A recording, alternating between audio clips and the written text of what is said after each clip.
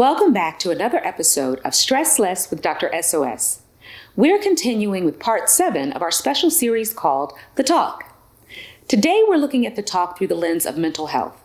In recognition of Minority Mental Health Awareness Month, we thought it might be time for us to have a candid conversation about mental illness in the African American community.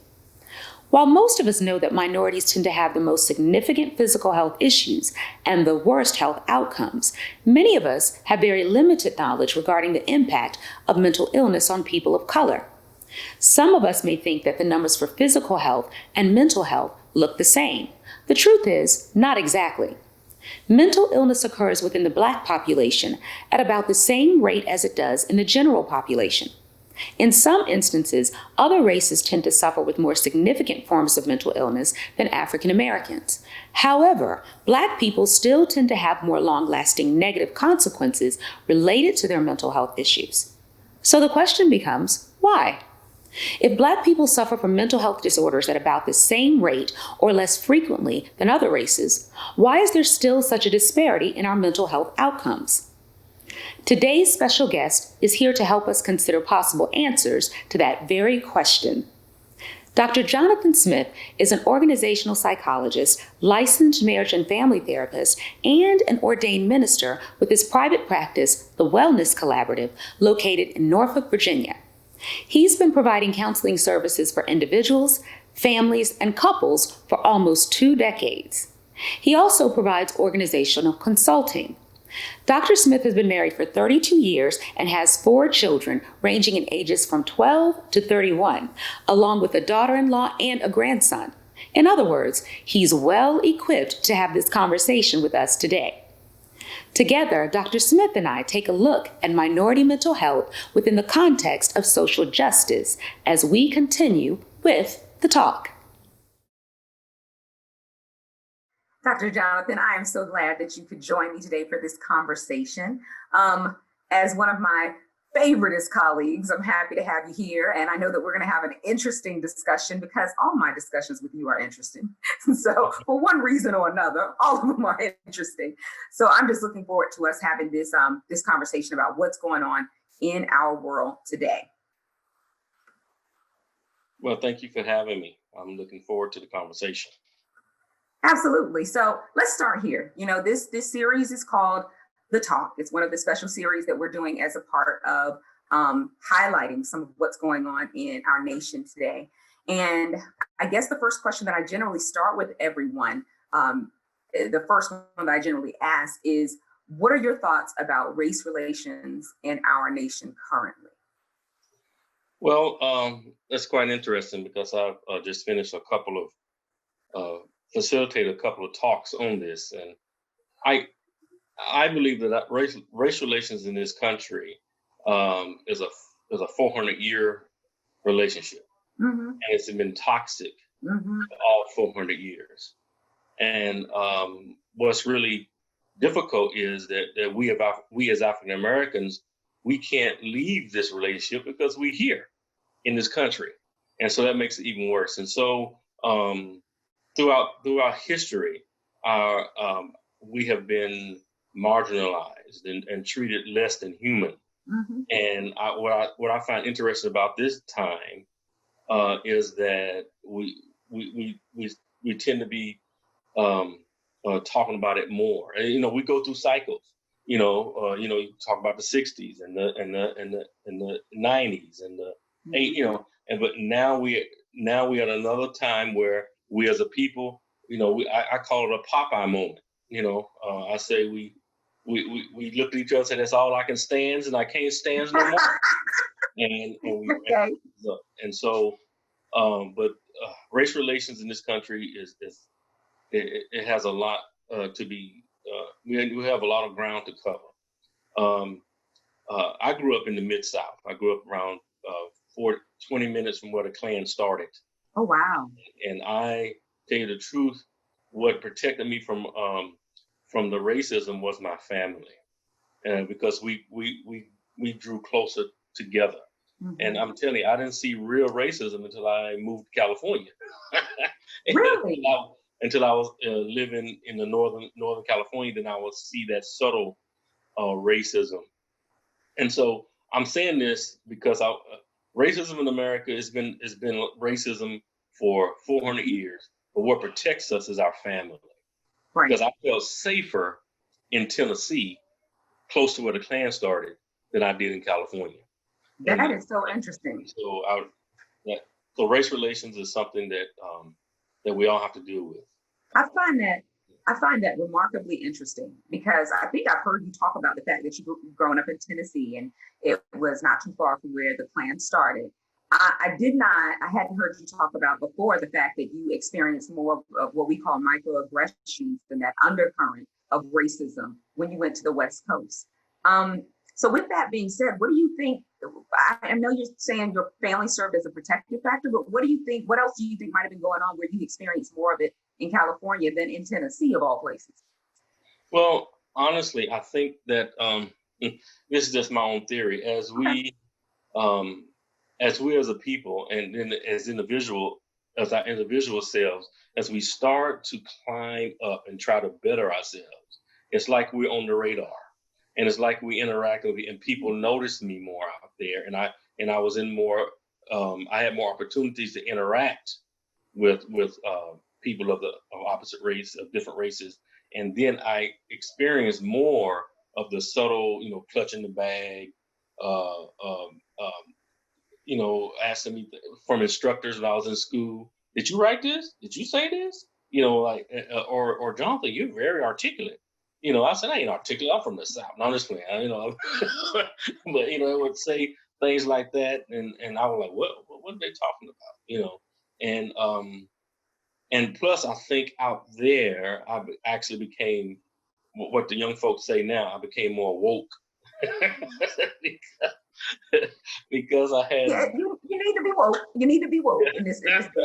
And I started noticing things more, like being followed and pulled over for no apparent reason by the police officers. But all that happened in California. But let me qualify now. I left home in 17, and so I kind of grew up in the Marine Corps and in California. So. Okay. So for the most part, your experience in Tennessee was when you were much younger, which makes sense that you would have a lot of the family dynamics that would buffer or shelter us from some of those experiences that we end up having when we get older and we're kind of out there on our own. So that makes sense. So my next question is, as a Black man and as a dad, what has your experience been with having the talk, whether that's the talk you've had to have with your kids that we have to have traditionally as Black folk, or remembering anything about the talk that your parents had to have with you? Well, I was raised on my grandmama in Tennessee, and her talk with me was, and God bless her soul, I mean, she was awesome. She was look at me so intensely and tell me that I can do whatever I wanted to do, as long as I worked very hard at it. Now, let me tell you why that was significant. We're going to go really quick. Mm-hmm. My grandmama would press clothes for the rich white folk in town. And they would come to the house and I would hear, yes, ma'am. Yes, ma'am. And these people were no much older than me.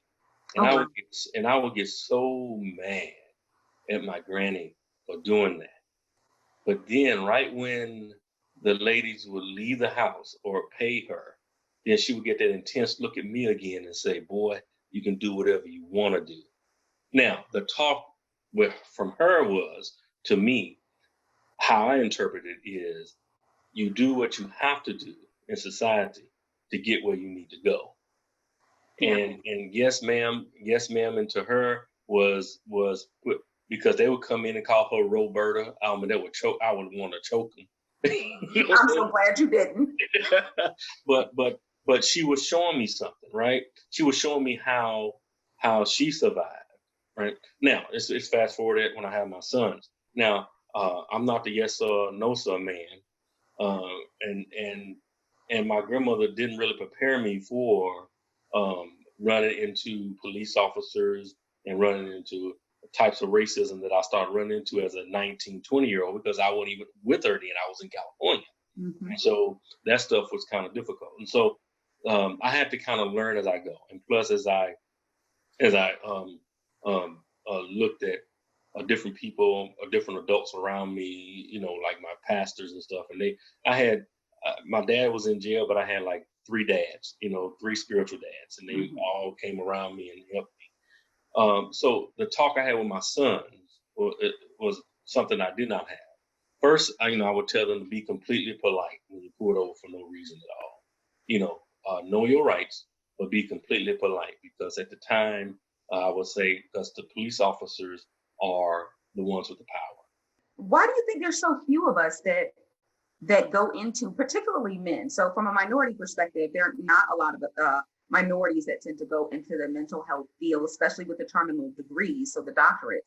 But why do you think there are even fewer men who do that?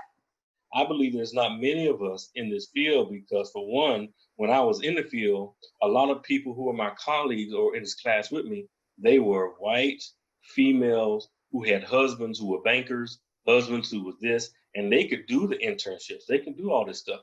I had to pray for an internship that would allow me to do it at night after work. Yeah. There were a few, even in Oakland, there was a few and far between. And so I think that right there alone, takes a lot of African Americans out, because then it connects to the social economic stuff. When you talk about family network, so open up a can of worms now. I'm just talking. But you talk about like the I think back in the early '90s. I'm gonna ask you this question, Dr. Stacy. This is gonna blow your mind. What is a master's level white family back, I think, in the late '90s? What was their average net worth? Give a guess. I don't know exactly, but I know it was more than ours with even the terminal degree. The average net worth with that degree, a master's level family, was over $100,000. That means if they sold everything, they would have $100,000 left, so they can start again. The same African American family, master's degrees, average net worth was under $500. How much do you think that racism and discrimination has played a role in creating some of the mental health disparities that we're experiencing in our country? Well, that takes us back to the the real toxic relationship that we as African American people have with this nation. And over the years, being under that pressure, that toxic relationship, African Americans as a whole people group, we tend to outnumber all the other people groups when it comes to depression, anxiety, and PTSD. When I read that statistic, I said, PTSD? What in the world? Ain't no, we all going to combat, but Right. it's not about. Well, we are in combat in a way, Right. and so what's so funny, not funny, haha, but funny, ironic, is that we under this pressure, and we as a people, we experience all this PTSD and all this anxiety and all this depression, but yet we don't seek the help. Mm-hmm. Why do you think that is? We don't seek the help because of I think one factor, and is the relationship that we've had with mental health workers in the past. And I'm saying like social workers, stuff like that. Mm-hmm. Even now, when a black man or woman hears social work, there's a social worker's coming, we terrified, because social workers, and I love social workers now, the ones I know are good people, right? Mm-hmm. But back in the day, you remember, black men could even stay at home with their families if their family was on assistance. They split families up. They would take your kids, and then when you have a culture where we have to depend on ourselves, we can't depend on the other. We can't depend on the other. We keep our business to ourselves. We don't share our business, right? Mm-hmm. And so I'm not going to no white man, because remember, it's not a lot of. I'm saying, well, I'm not going to white man share all my business. What if I tell them this and this and this? They don't use it against me, right? And because when you're in an environment that's toxic, then you become paranoid, so to speak, about everybody else. Oh, he out to get me. She out to get me. She does. And then we get blamed for it. Anyway, don't. And so that's why I think we don't seek it. And we're actually acting totally out of our. How can I put it? Our ancestors are from the East. Our ancestors are from Africa. Okay. And what we do is, and I know it sounds like I'm going way out, but you gotta listen. This country is Western. Yeah. Okay. Our people, our ancestors are Eastern. Okay. And some of those traditions are still within our families. And one big tradition of the Eastern society is collectivism. Yes. We collective. We like our one. I look at you and you my sister. Right. You know, and we'll walk arm in arm, but not Western. Western is not. It's individualism, and so it's like, and like the Greek would say, arete, get all you can, do all you can. You know what I'm saying? It's all like individual stuff. And so this is what's happening. If you ask me, I think we're acting out of character. We're becoming more Western, and we're not acting like ourselves, and that causes a split in our person. That's what I because we're becoming more individualistic, and Right. we should be collective. That's Right. how we, anyway. So. Right. I'm here to ask you, how many personalities you working with, bro? But I certainly get that. And I believe that there's definitely some truth to that. But you bring up some other stuff that's really relevant for us as a people and our country from a historical perspective that I don't think I'd put it as clearly in the context of mental health. I certainly think about it when I think about physical health, but some of the things that apply to us not seeking physical health are also related to us not seeking mental health. So one of the things you talk about is that idea that what happens in my house stays in my house. Like we don't take anything up out of here. When you talk about the social workers, and I know the social work field now to be so expansive, we have a lot of social workers who are definitely providing counseling and good quality services. But you're talking about from a historical perspective, when you heard the social worker was coming, it was to take your kids. It was to, put the male figure out of the house. It wasn't anything where it felt like it was to help you. It felt like more like it was about helping the system. And so that goes back to some of the medical mistrust that's related around or connected to our physical health and us not seeking help. I don't think I ever thought about that. And so just hear you say that ties to the COVID because we don't want to go to the doctor, and that ties to mental health because we don't want to go, here, to talk to a professional. And I made a video about it once before, and I told people that whoever looked at my video that it is okay in this profession, in our profession, it's completely okay to be biased. So explain that, unpack that. Yeah. So if I'm seeking a professional, a mental health professional, and I want a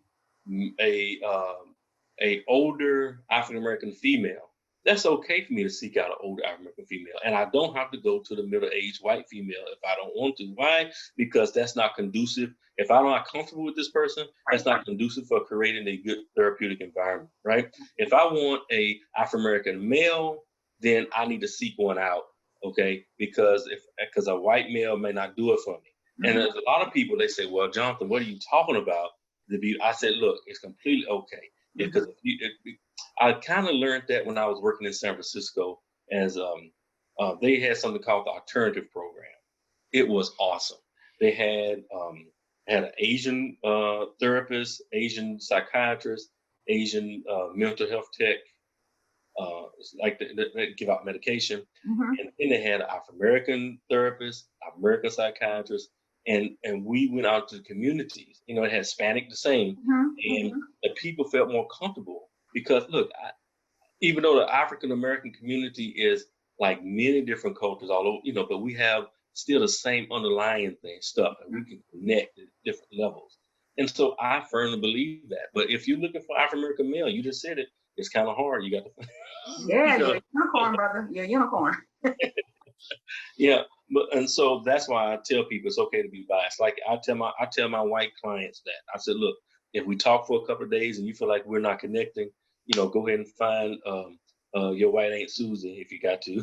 Go and go where you got to go. You're not right, but I find that interesting because I have a similar kind of feel for folks who are coming in to see me. That it's not a one size fits all when it comes to finding a provider that you feel comfortable sharing some of your innermost secrets or some things that may bring shame for you or guilt, it has to be somebody that you really feel like you can lay it all out with. Otherwise, the therapy is only going to be as good as that person is willing to be honest with the therapist and what's happening.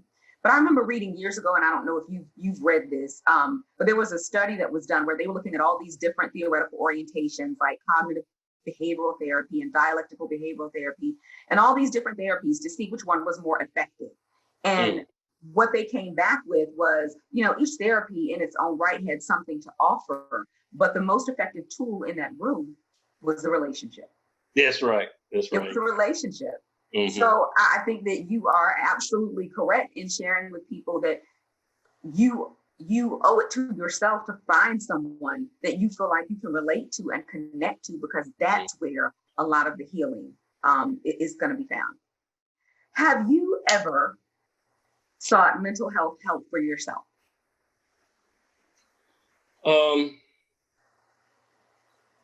Yes, at my wife's urging. We did. Look, it was the hardest thing in the world because I am a marriage and family therapist. But my wife had to go to a psychologist. We went twice to get over a hump that we were in. So when you're close, all that therapy stuff goes out the window. So you can say so. Say that again, brother. And so sometimes the hardest thing in the world to do is to be married to a therapist. And so we had to go get somebody who was unbiased. Now we have the tools. See, I can use the tools, but when my affective filter is not so high that I'm like, and so we had to get somebody to reset us. And so I have. But it was the hardest thing in the world to do. So I know. Why? Because I get into my own head. It's not because of a racial thing or stuff like that. I get into my own head. I feel like, how can I counsel now? I'm sitting in counsel, which is wrong. It's wrong. I'm telling y'all, it's wrong. I get in my own head. Yeah. So along that same line, do you think it's important for us as mental health providers to periodically do that kind of check? I really do. Somebody else. When I was originally licensed in California, and in California they have a rule that if you're licensed, every licensed therapist has to have a therapist. And I think that is an awesome rule because in Virginia, you don't have to have one. Yeah, but you're right. There, you have to have a therapist. You have to see them. I think every couple of months, a month, or something like that. Because I didn't stay out there long enough to have to get one. But you have to have one. And so I think that's great. Yeah, they say in California there's one big therapist in Sacramento that has a head about this big. He's holding everything from all the therapists. Anyway. So I hope he's got somebody, because we got some stuff with us. So it all trickles up to him. Yeah. Yeah, I think that I definitely think that as a part of what has really helped me connect with those folks that I'm serving, it's really being able to say to them that I've sat on the other side of the table where you're sitting. I've had to get over some of my own thoughts about needing support or needing help. I've had to reconcile what mental health means, and not from this mental illness perspective, but really from mental wellness and doing some preventative things, because I don't want to get to the point where I am at a place where I'm mentally ill and now I've got to get the help, and it's much more intensive and difficult to deal with. So I think that we should get that kind of help. And I also think we should share that. That's been something that's been very helpful to me, even with having gone through depression and PTSD myself and having to be on medication. It really levels the playing field for our Black and brown folks who are sitting across from us, and any person for that matter. But it helps them to kind of put this idea of getting that kind of help in a different place. They kind of position it a little bit differently. Initially, I was thinking they're gonna look at me like, oh no, they're crazy trying to treat crazy. This ain't gonna work. I might need another provider. But what really happened is that they could appreciate the transparency, and then they could ask me real questions about, the experience and what that was like. And it kind of normalized. So let me tell you what happened then. That was the collective part of our culture. See, When we needed help, when our ancestors needed help, they sat around and they spoke with the elders, and it was a group of people talking. They would share their lives, and the elders would share what they went through, and it with hopes that it will help you. And that's what you did, and that's what I do. Because I am. I always tell people I'm an angry person, and I deal with depression from time to time. And you must have gotten some really good treatment, because that anger does not show up very often. Oh no, it's like it's right under the skin. It's right under the skin, and so it's like it shows in different ways and stuff like that. And so I tell people that, and then I say, look, one day just explodes sometimes. And so you just don't want to be around me when it explodes. But So note to self: send all my angry people to Dr. Jonathan, because he can relate.